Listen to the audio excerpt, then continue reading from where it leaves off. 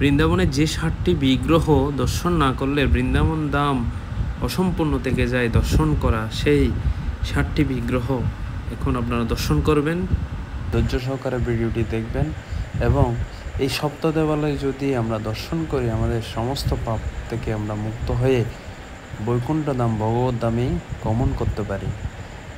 তো আমরা এখন দর্শন করব রাধা মদন মোহন বিগ্রহ, যেটা সনাতন গোস্বামীপাদ স্বয়ং ওনার সেবা করতেন। এই গাছ থেকেই সনাতন গোস্বামীপাদ এই রাধা মদন মোহনকে লাভ করেছিলেন। এই জাগ্রত বিগ্রহ স্বয়ং রাধা মদন মোহন সনাতন গোস্বামীর সাথে কথা বলতেন। এই বিগ্রহের দর্শনের মাধ্যমে আমরা অত্যন্ত পবিত্র হতে পারি। যে বিগ্রহের দর্শন করব সেই বিগ্রহটি হচ্ছে বাঁকে বিহারী ভগবান, যেটা বৃন্দাবনের সবচাইতে প্রসিদ্ধ এবং প্রতিদিন হাজার হাজার দর্শনার্থী ভক্তবৃন্দ এই বাঁকে বিহারী ভগবানের দর্শনের জন্য আসেন। লক্ষ লক্ষ লোক এই বাঁকে বিহারী ভগবানকে দর্শন করার জন্য আসে থাকে, কেননা এটা হচ্ছে বৃন্দাবনের একমাত্র প্রসিদ্ধ মন্দির। এই মন্দিরের সেলিব্রিটি থেকে শুরু করে সমস্ত ভক্তবৃন্দরা এসে থাকেন। এটা বৃন্দাবনের অত্যন্ত প্রসিদ্ধ একটি মন্দির এবং জাগ্রত একটি মন্দির বাঁকে বিহারী ভগবান। তো আপনারা দেখছেন অসংখ্য ভক্তবৃন্দ, ভিড় অনেক জমায়েত হয়েছে ভগবানের দর্শন করার জন্য। তো আপনারা সবাই ধৈর্য সহকারে ভিডিওটা দেখবেন, কেননা এই সপ্ত দেবালয় মানে 7টি বিগ্রহ যদি আমরা দর্শন করতে পারি আমাদের পুনর্জন্ম থেকে মুক্ত হয়ে ভগবত ধামে গমন করতে পারি। এটিও বৃন্দাবনের আরেকটি প্রসিদ্ধ বিগ্রহ, জাগ্রত বিগ্রহ রাধা বল্লভ, যার দর্শনে আমরা সমস্ত পাপ থেকে মুক্ত হতে পারি। জয় শ্রী রাধা বল্লভ ভগবান কি জয়।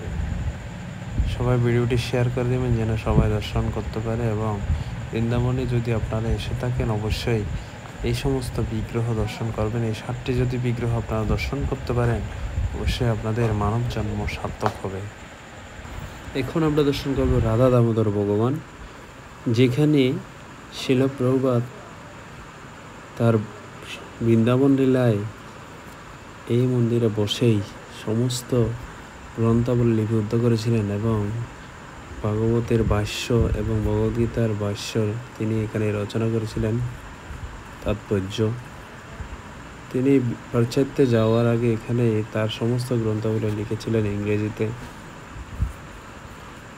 তো এটি অত্যন্ত একটি পবিত্রতম স্থান, শিল প্রভুপাদের স্মৃতি বিজড়িত স্থান, ইস্কন ভক্তদের জন্য অত্যন্ত গুরুত্বপূর্ণ।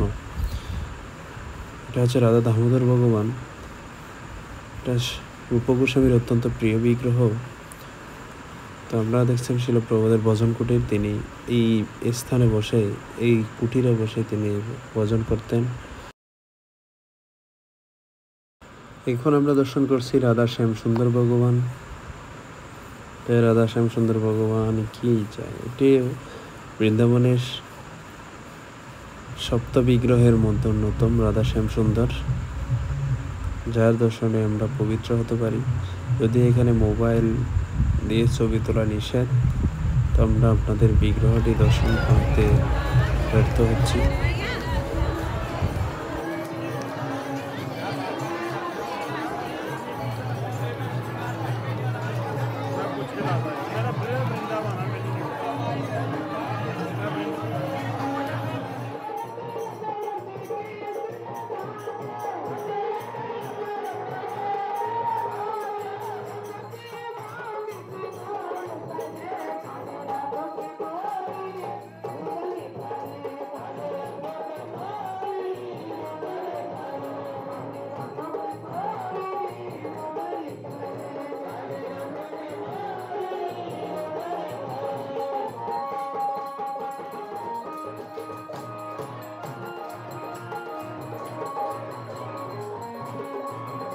হরে কৃষ্ণ। এখন আমরা দর্শন করব বৃন্দাবনের আরেকটি প্রসিদ্ধ বিগ্রহ রাধারমণ ভগবান, যে বিগ্রহ নাকি তিনি স্বয়ং শালিগ্রাম শিলা থেকে প্রকটিত হয়েছেন। এই রাধারমণ ভগবান তো সেই বিগ্রহ অত্যন্ত জাগ্রত, এখানেও হাজার হাজার ভক্তবৃন্দ দর্শন করতে আসেন।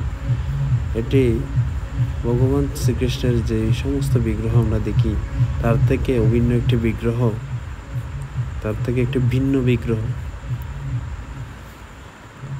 তো এই রাধারমণ ভগবানের দর্শন করুন এবং সবাই সমস্ত পাপ থেকে মুক্ত হন। সবাই ভিডিওটি শেয়ার করে দেবেন যেন সবাই দর্শন করতে পারে এই রাধারমণ ভগবান। এবং আপনারা যদি বৃন্দাবনে যান অবশ্যই এই সমস্ত বিগ্রহ অবশ্যই দর্শন করবেন।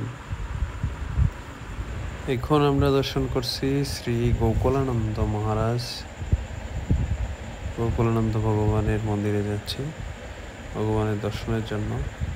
একটু ধৈর্য ধরে ভিডিওটা দেখুন। গোকুলানন্দ ভগবান কি চাই, রাধা গোকুলানন্দ এখানে বিরাজ করছেন।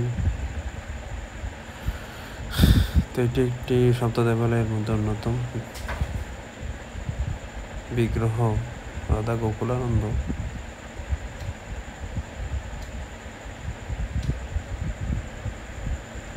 এখন আমরা দর্শন করছি রাধা গোপীনাথ ভগবানের।